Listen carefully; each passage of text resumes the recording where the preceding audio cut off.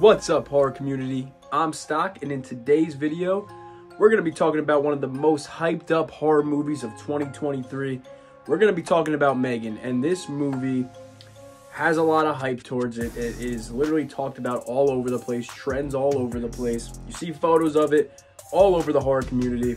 It literally just came out a few weeks ago. I myself just saw it a few nights ago, so I'm a little later to the party, but I just got my watch in, and in this video I'm just going to be talking about like my initial thoughts on that movie, kind of some key things that I felt when I watched it.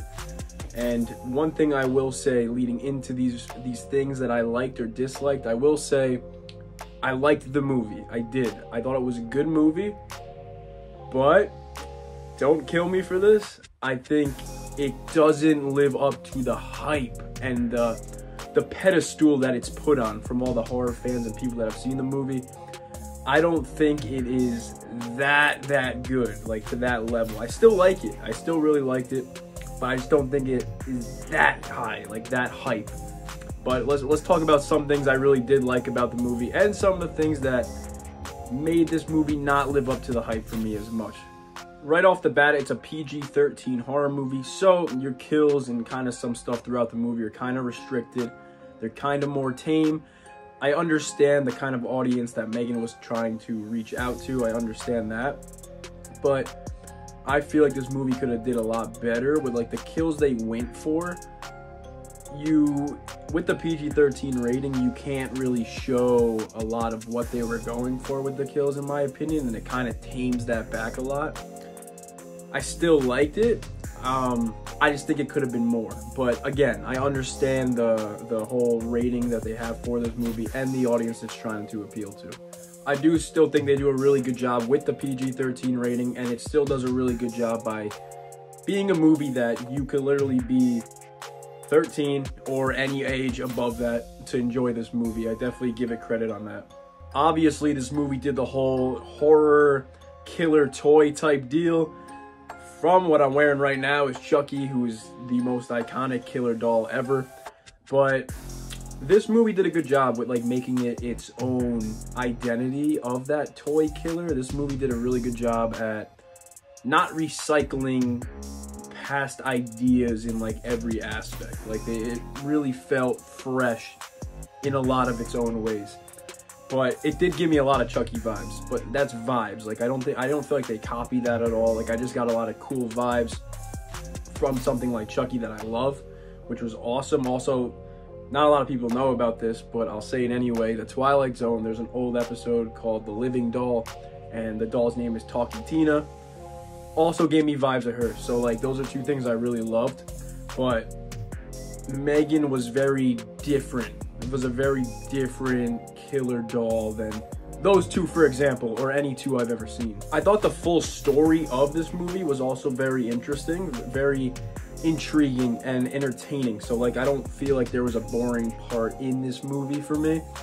The whole, I think it was like an hour 40, I could be wrong, runtime, but it went pretty quick, which was good. That's always a big positive. If a movie's boring, that's a big fat negative for me. So this movie didn't have that.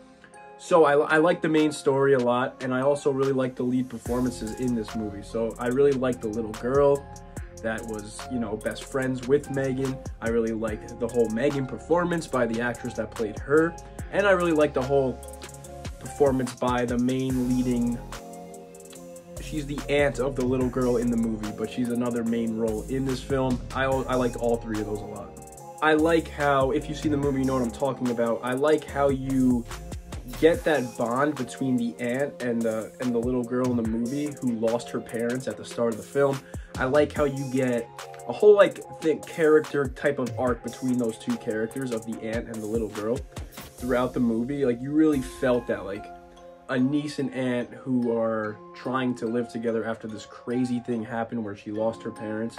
I thought they did a really good job at really making it feel like a journey to the ending of the film, from the beginning to the middle, to like some hardships between the two, to the ending of kind of coming on the same page together. I thought that whole story arc from beginning to end was really well done too. I gotta go more in depth with the M3GAN character. This is the character that everybody's talking about. You see it all over the place. And like I just said like a moment ago, I just talked about how I liked her performance a lot from the actress that portrayed her. And I did really like the whole M3GAN character too, but I feel like she was really good, but I feel like that's kind of where the overhypeness kind of comes into play for me.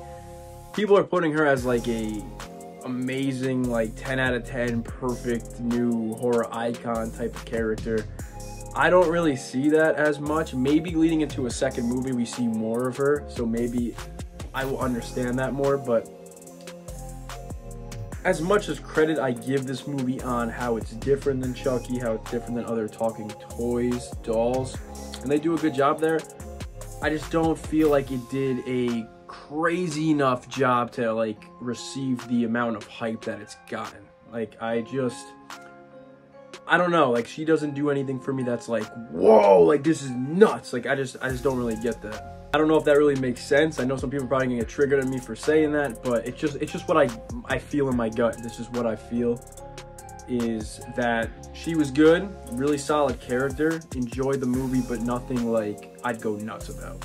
To me personally, maybe like the tamed down PG-13 kills was like a factor in it, or the fact that to me she's not really creepy. Like I don't really find her too scary at all.